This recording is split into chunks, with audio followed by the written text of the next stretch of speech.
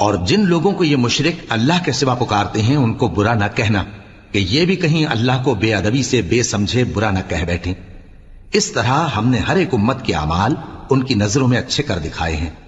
پھر ان کو اپنے پروردگار کی طرف لوٹ کر جانا ہے، تب وہ ان کو بتائے گا کہ وہ کیا کیا کیا کرتے تھے۔ اور یہ لوگ اللہ کی سخت سخت قسمیں کھاتے ہیں کہ اگر ان کے پاس کوئی نشانی آئے تو اس پر ضرور ایمان لے آئیں گے۔ کہہ دو کہ نشانیاں تو سب اللہ ہی کے پاس ہیں، اور مومنوں تمہیں کیا معلوم ہے یہ تو ایسے بدبخت ہیں کہ ان کے پاس نشانیاں آ بھی جائیں تب بھی ایمان نہ لائیں، اور ہم ان کے دلوں اور آنکھوں کو الٹ دیں گے، تو جیسے یہ اس قرآن پر پہلی دفعہ ایمان نہیں لائے ویسے پھر نہ لائیں گے،